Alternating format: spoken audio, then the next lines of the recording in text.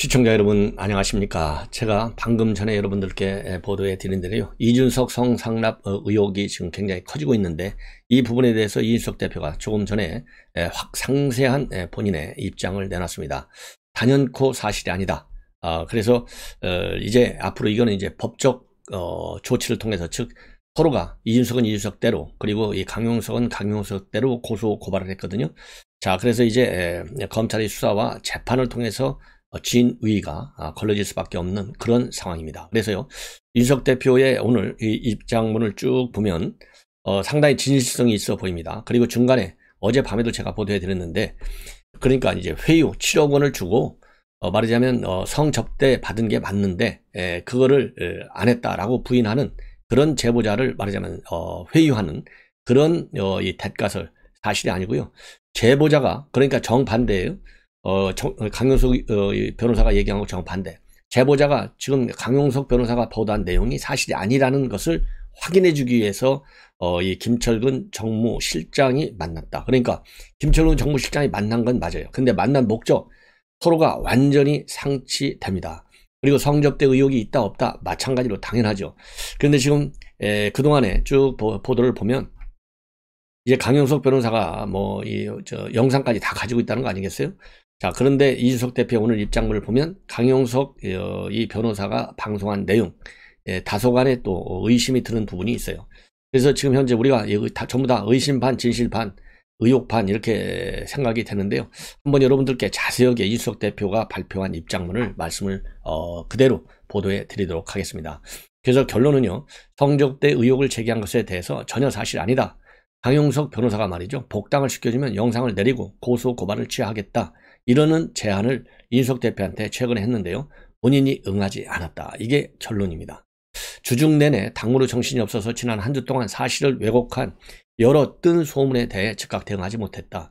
이제 주말이 되어 모든 내용을 파악했는데, 우선 민주당과 몇 언론이 악의적으로 편집된 유튜브 방송에 반응해 현재의 문제를 공론화한 것에 대해서 매우 유감을 표명한다.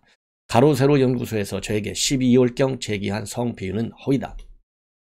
그래서 중요한 대통령 선거의 과정 중에서 발췌와 왜곡을 통해 구성된 의혹 제기에 수시로 반복적으로 대응하는 것이 대선 승리를 위해 좋지 않다고 판단해서 즉시 변호인을 선임하여 법적 대응을 했다. 또한 의혹 제기에 정면으로 반복하는 의견서와 그것을 뒷받침하는 자료를 수사기관에 제출했다. 수사기관은 신속하게 절차에 따라 진실을 밝히면 된다. 그런데 이 절차가 진행되는 과정에 최근에 김철근 정무실장과 제보자라는 사람의 대화 녹음을 편집해 증거인멸교사라는 또 다른 의혹을 제기했다고 한다. 김철근 정무실장은 변호인의 부탁으로 진실한 내용의 사실 확인서를 받으려고 했을 뿐이다. 이게 회유가 아니라는 얘기죠. 이 가로세로 연구소가 작년에 유튜브로 의혹을 제기한 직후 장모 제보자가 가로세로 연구소의 방송 내용은 허위이고 그 내용을 본인이 진술할 수 있다고 했다. 가로세로 연구소는 이 내용을 모두 삭제하고 방송했다. 가로세로 연구소가 더 잘 알 것이다. 추후 분명히 책임을 물을 것이다. 저는 대선 기간 중 일정이 많아 김철근 정무실장에게 해당 제보자의 소통을 이름했다. 제보자가 먼저 연락이 와 사실관계를 확인해 주겠다고 한 상황이라 증거인멸 교사라는 주장 또한 무엇이 증거라고 지칭하는지 알 수가 없다. 강용석 변호사는 이러한 방송 내용에 대해서 사감을 가지고 제가 강용석 변호사의 복당 신청을 거부했다고 주장하고 있는데, 사감이 작용했다면 제가 언론 인터뷰에서 밝힌 것처럼 안건을 회의에 붙이지 않고 공천 마감 시점이 도래하기를 기다렸을 거다.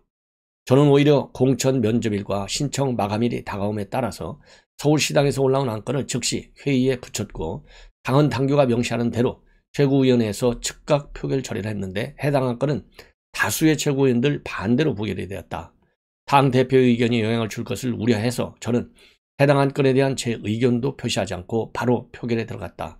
최고위원 다수가 사감을 가졌다고 볼 근거는 없으므로 사감 논란은 말 그대로 정치적인 목적을 가진 노이즈 마케팅이다. 그리고요, 이 강용석 변호사는 안건 상정 전날 직접 저에게 전화를 해서 복당을 시켜주면 영상을 내리고 고소 고발을 취하하겠다는 제안을 하지 않았나?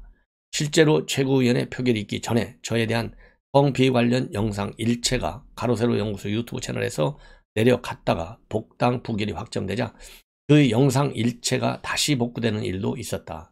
저는 이러한 부적절한 거래 제안에 응할 의사가 없고 공정하게 당무를 수행하기 위해 안건을 회의에 붙였을 뿐이다. 솔직하게 말씀드리면 저는 강용석 변호사의 복당에 반대 표결을 했다. 우리 당 소속의 의원에게, 김병욱 의원에게 성폭행 의혹을 제기했다가 무혐의로 종결된 것, 그리고 표결 전날 유튜브 방송에서 여성의 속옷을 찢으며 희희낙낙하는 모습을 보고 많은 우리 당 소속 의원들이 우려 섞인 연락이 온 것도 당연히 영향을 끼쳤을 것이다. 그래도 오히려 강용석 변호사와 제가 공유하는 과거의 경험 속에서 있었던 여러 추억이 긍정적인 사감으로 작용할 뻔도 했지만 복당에 찬성할 정도에 이르지는 못했다. 요 대목이 굉장히 중요한 것 같아요. 예, 요 대목이. 그러니까 이 김병욱 의원한테 성폭행 의혹을 제기했는데 이게 무혐의로 종결 처리됐어요. 이건 맞습니다. 예. 그리고 표결 전날 유튜브 방송에서 여성의 속옷을 찢으며 희낙낙하는 것을 모습이 나왔다. 이런 걸 보면요, 이 보도, 이 강용석 변호사가 성 관련 폭로한 거, 이런 것들이 많은 부분이 또 사실로 확인된 부분도 있어요. 그리고 또 사실이 아니게 판명된 부분도 있기 때문에 굉장히 정말 헷갈리는데, 혼란스러운데요. 이 부분은, 이준석 대표의 이 부분은 조금 검토해 볼 필요가 있지 않을까, 이런 생각이 듭니다. 이 문제를 이전투구식 진실공방으로 만들어서 이슈화하는 것이 강용석 변호사의 정치적 목적임을 저는 잘 알고 있다. 곧 결론이 날 경찰 조사 결과가 모든 것을 말해줄 것이다. 강원 동지 여러분, 결과를 기다려주시라. 심려를 끼쳐드려서 대단히 죄송하다. 이렇게 돼 있는데요. 자, 저는 딱 여러 가지 생각이 드는데, 이게 더 커진 게 이제 신평 변호사, 상당히 신뢰성 있는 분인데요. 자기가 판사 경험 쭉 보니까 이거는 이준석 대표가 성상납을 받았을 가능성이 크다.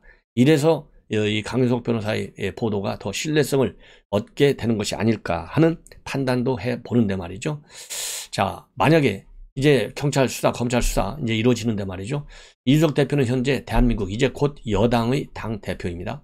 지금이야 물론 야당이죠. 그러나 여당이든 야당이를 떠나서 대한민국 제1야당이고 이제 여당이 되면 뭐 당연히 여당인데, 당 대표라는 사람이 만약에 본인의 성상납 의혹과 관련해서 거짓말을 했다? 이거는요, 정치 생명 끝나는 거예요. 한마디로. 사안이 무지하게 엄중합니다. 근데 강용석 변호사의 경우에는요, 방송 내용이 진위가 설령 이 파악이 된다 하더라도요, 진실이면 진실대로, 진실되면이야 뭐 이 방송의 신뢰성이 굉장히 커지겠지만은, 설령 진실이 아니라 하더라도 또 도망갈 구멍이 있을 거예요. 예, 그렇다 본다면 방송국이 만약에 폐지가 되느냐? 방송국 폐지가 안 돼요. 그러면 딱 그거 하나만 가장 큰 리스크로 보자 이거예요. 자, 정치 생명이 끝나는 거에 걸겠는지, 아니면 방송국 폐쇄에 운명을 걸겠는지. 그럼 방송국 폐쇄까지는 안 간다 이거예요. 사과 성명 하나 발표하면 되지 않겠습니까? 지금 이 강용석 변호사가 지금 조금 전에도 이 김병욱 의원 이 무혐의로 끝났잖아요. 그런 것처럼 이 리스크와 관련해서는 그야말로 이준석 대표의 경우에는요, 돌이킬 수 없는 리스크를 안는 것이고, 거짓일 경우에. 그 다음에 강용석 변호사의 경우에는요, 돌이킬 수 있는 리스크는 또 아니다. 이런 말씀을 제가 드리고 싶은 거예요. 자, 그렇다고 본다면 진실성을 지금 판단하는 저의 기준인데, 이준석 대표가 거짓말할 가능성은, 그 측면 딱 하나만 놓고 본다면 가능성은 상당히 희박하지 않느냐, 이런 판단이 듭니다. 자, 이렇게 해서 이준석 대표의 성상납 의혹과 관련해서 이제 본인이 직접 이렇게까지 자세하게 입장을 발표한 것은 처음인 것 같습니다. 자, 그래서 이거는 이제 경찰 수사 곧 끝난다니까요. 그리고 이제 요즘 경찰이 지금 수사하는 이 수사 패턴, 상황이, 스타일이 달라졌어요. 윤석열 정부 들어서고 나서 여러 가지 상당히 빠르게 진전을 시키고 있어요. 그걸 보면 이준석 대표의 성상납 의혹과 관련해서도 이 경찰이 신속한 결론을 내야 한다. 그래야만이 6월 1일 지방선거에서요, 대표 리스크가 줄어든다. 그래서 이 경찰 각별하게 여기에 최우선적 수사력을 집중해야 되는 것 아니냐, 이러한 판단이 듭니다. 자, 이제 검수한 바, 제가 사실 어제 오늘 새벽에 방송을 해드리려고 했는데요, 너무나 늦어가지고 제가 방송을 못 해드렸는데, 한마디로 얘기해서요, 지금 보도를 보면 오늘 이렇게 되어 있습니다. 조선일보 제목이 자기들 치고 덮으려 헌법 질서를 파괴했다. 이게 검찰 내부의 인식이에요. 그래서 지검서부터 대검에 이르기까지 격앙되어 있다. 이렇게 되어 있는데요. 제가 그동안에 분석해드린 것과 마찬가지입니다. 양양자 의원을 법사위에 삽 모임했다. 이 소식이 전해지면서 검찰 내부가 술렁이기 시작했다. 그래서요, 이 법사위 안건 조정의 구성이 달라져서 민주당이 원하는 대로 검수완박을 밀어붙일 수 있는 구조가 만들어졌다는 이런 판단 하에 검찰 내부에서는 윤석열 당선인이 대통령으로 취임해 거부권을 행사하기 전에 민주당이 검수완박을 해치우려 한다, 이런 우려가 확산되면서 대란이 벌어졌어요. 근데 문제는 뭐냐? 지금 검찰총 책임자가 누굽니까? 김오수잖아요. 김오수가 자체적인 판단에 의해서 먼저 강한 입장을 검찰 총수로서 밝혔어야 하는데, 검찰 내부 구성원들의 압박 그리고 비판 여론에 몰려서 마지못해서 최소한의 입장을 밝힌 거, 이거는 굉장히 유감스럽고요. 그런 측면에서 이 김오수는 검찰총장으로서의 자리를 지킬 만한 리더십이 없다. 처음부터 이 사람은요, 정권 입맛에 맞는 그런 수사를 할 가능성이 굉장히 크다. 따라서 신뢰가 없다. 그래서 검찰총장 추천위원회에서도 4등밖에는 못했잖아요. 그대로 이 김오수 스타일을 대변해 준 것이 바로 이번에 검수완박 사건과 관련된 검찰의 파동이다, 이렇게 판단이 듭니다. 자, 그래서 이 내용을 어제 하루 종일 대한민국이 들끓었잖아요. 그래서 어제 대검의 반대 입장 공식 표명, 전국 고검장 회의, 그 다음에 일선 검찰청의 검사회의 연쇄 소집, 검찰 내부망 2%의 검수완박 비판글 쇄도, 이렇게 어제 하루 종일 이어졌어요. 근데 지금 문제는 뭐냐? 검사들만이 아니고 일반직 수사관들 분위기도 심상치 않다, 이렇게 지금 분위기가 나와 있습니다. 그래서 어제 오후 5시부터 대검에서 열렸던 전국 고검장 회의에는요, 김오수 총장과 전국 고검장 6명, 그 다음에 박선진 대검 차장, 그 다음에 조남관 법무연수원장이 참석했습니다. 그래서 7시쯤에 도시락으로 저녁 식사까지 하면서 오후 8시 13분에 회의가 끝났어요. 그래서 무려 3시간이 넘게 했고요. 이렇게 되니까 심각하니까 박범계가 오후에 과천 청사로 출근해서 대검 상황을 챙긴 것으로 전해지고 있습니다. 회의가 끝난 뒤 대검은요, 입장문을 발표했는데, 전국 고검장들이 민주당의 검찰 수사 기능 전면 폐지 법안 추진에 반대하는 대검 입장에 깊이 공감했다, 이렇게 밝혔습니다. 대검은 뭐냐? 반대 의견을 가진 고검장이 없었다라고 밝히고 있어요. 그래서 이 회의에 이성윤 서울고검장, 그리고 이 추미애 라인, 이런 사람들마저도 검수완박에 찬성하지 않았던 것으로, 못했던 것으로 알려지고 있습니다. 예. 그리고요, 대검은 또 지금 민주당 의원총회 12일인데요. 하루 전인 11일에 전국 검사장 회의를 열 계획으로 있습니다. 그래서 더 조직적인 반란이 예견되는 대목입니다. 그리고 7일날 오후 말이죠, 전국 고검장 회의에 앞서서 대검 기획조정 분야인 예세민 검사장은 긴급 이메일을 일선 지검장과 지청장에게 보냈습니다. 여기에서요, 최근 일부 정치권에서 검찰의 수사기능 전체를 폐지하고 별도 수사청을 설립하는 방안을 적극 추진하는 것으로 보도되는 등 관련 논의가 급박하게 진행되고 있다. 대검은 필요한 상황과 문제의식을 일선과 공유하겠다, 이렇게 공지를 했습니다. 상황이 그렇게 심상치 않게 돌아가니까 그때서야 말이죠, 대검이 공론하기 시작했어요. 그래서 이 권상대 대검 정책기획과장이 8일 오전 7시 30분에 김오수 총장한테 재가를 받은 뒤에 내부 2%의 글을 올렸어요. 뭐라고 올렸느냐? 상당히 장문의 글을 올렸는데요. 민주당에서는 중대범죄수사청 설치는 유보하고 우선 검찰 수사권 폐지만 하자는 주장이 힘을 얻고 있다고 한다. 그러면서요, 별다른 방법도 없이 또다시 의원님들에게 사정하고 곱지 않은 민의에 호소할 수밖에 없는 우리 검찰 구성원들의 처지가 너무 안타깝고 실무자로서 죄송스럽다, 이러한 글을 올렸습니다. 이 글에 이제 댓글 폭탄이 터진 거예요. 그래서 박찬욱 부산지검 2차장, 노정환 대전지검장, 이런 분들이 대표적으로 반발을 댓글을 올렸어요. 이 박찬욱 부산지검 2차장은요, 충분한 의견 수렴도 없이 오랜 시간 우리 사회를 지탱해온 형사사법체계를 정치적 이해에 따라 하루아침에 갈아엎는다는 것 자체가 무섭고 흉하다. 권순정 부산지검 서부지청장, 헌법상 규정된 검사의 책무수행을 불가능하게 하는 헌법질서 파괴 행위다. 그리고 서현욱 부장검사, 그냥 우리 편을 수사하지 말라는 것을 법안에 넣는 게 더 솔직하다. 그리고 노정환 대전지검장, 조선시대 연산군이 당시 검찰 역할을 했던 사안부를 폐지한 것이 봐 있는데, 이거를 예를 들면서요, 주권자이신 국민이 잘 지켜보고 있다면 터무니없는 일이 벌어지지 않으리라 생각해 본다. 이러한 입장을 내놨습니다. 자, 이렇게 해서요, 검찰의 이제 반란은 돌이킬 수 없는 국면으로 커질 것 같습니다. 그리고 권성동 원내대표도요, 검수완박 목적은 바로 이재명 부부를 보호하는 데 있는 것이고 6월 1일 지방선거를 앞두고 악재로 장악할 가능성이 매우 크다. 이러한 입장을 내놨고요. 그리고 윤석열 당선인은 이 기자들이 어제 물어보니까 검수완박 추진에 대해서 이 대검이 반대한다. 어떻게 생각하느냐. 나는 국민들 먹고 사는 것만 신경 쓸랍니다. 그리고 나는 검사 그만둔 지 오래된 사람이다. 형사사법제도는 법무부하고 검찰하고 하면 된다. 이러한 입장문을 내놨어요. 자, 그리고요.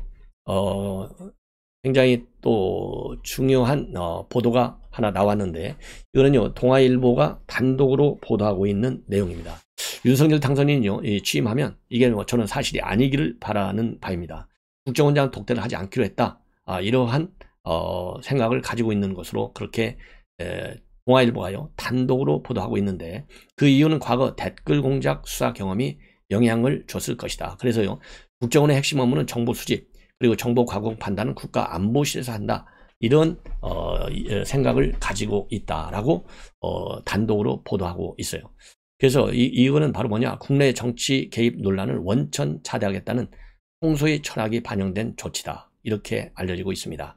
보도하고 있어요. 그래서 이러한 구상은 임기 첫 국정원장 인선은 물론이고 향후 국정원 개혁에도 영향을 끼칠 것으로 그렇게 전망이 된다고 동아일보가 보도하고 있는데요. 핵심 관계자가 밝힌 내용, 동아일보가 보도하고 있는 내용을 여러분께 자세하게 말씀을 드리겠습니다.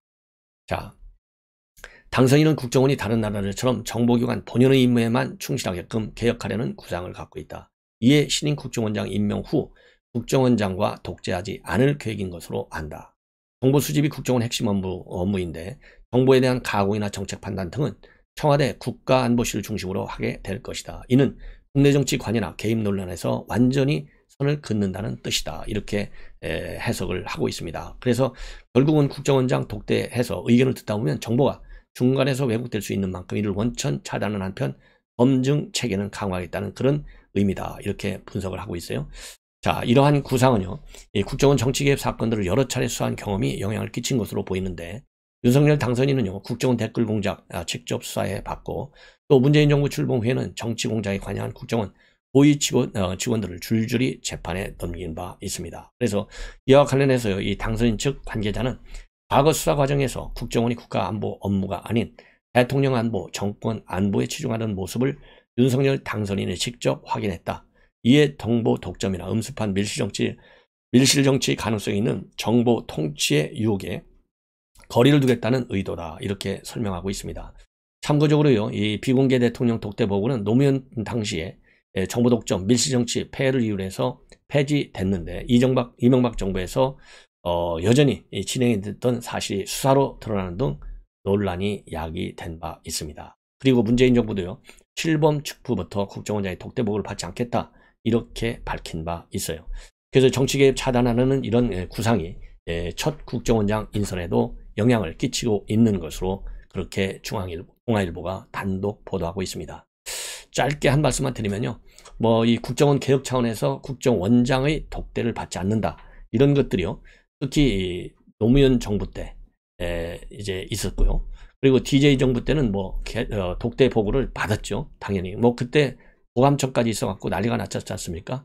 자, 그런 것처럼 이제 지금은요. 정보 환경이 상당히 달라졌고 특히 문재인 정부 들어와서 국내 정치는 안 한다. 이렇게 돼 있거든요. 실제로 하는지 안 하는지는 알 수가 없겠지만은. 그리고 미국을 의시한 중요 정보기관들은요. 최고 통치자에 대한 정보 보고를 직접 하는 사례가 훨씬 더 많습니다.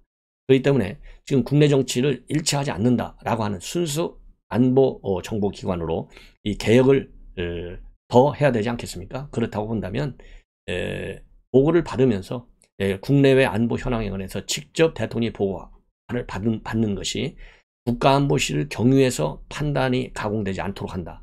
이런 여과 장치를 두는 것보다는 대통령이 가지고 있는 정보 강박 그리고 외교안보에 관한 지식 이걸 가지고 직접 판단하는 것이 안보에 대한 책임 있는 이 대통령으로서의 직무 수행에 더 유리하다.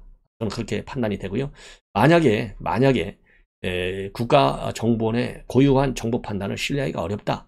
정치 개입 소지가 있다. 이렇게 판단한다면 안보실장의 배석 아니면 필요한 경우 정무수석의 배석 다음에 비서실장의 배석, 다양한 배석 인원을 늘려서 이 정치적인 오해가 있는 국정원의 정보활동 얼마든지 견제할 수 있는 그러한 이 여건을 기반을 만들 수 있는 보완 장치도 있다. 그래서요, 그런 점이 특별히 우려가 된다면 보완 장치를 마련해서 말하자면 이 국정원장의 독대 보고에 따른 이 폐해 가능성을 줄여나가는 그런 방법이 훨씬 낫지 않을까, 이런 생각이 듭니다. 이상으로 저렇게 난보정론을 마치겠습니다. 대단히 고맙습니다.